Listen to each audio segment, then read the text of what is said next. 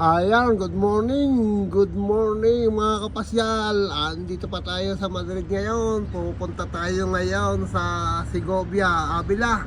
At ating papasyalan yung napakagandarang pinupuntahan doon sa Segovia, Avila. Ayan mga kapasyal, andito tayo sa Grand Via ng Madrid. Good morning sa lahat. At good afternoon sa mga taga-Pilipinas. Ayan po, andito tayo ngayon. At tayo nagagayak-gayak na. Alas 9 ay tayo ay aalis na. Ayan.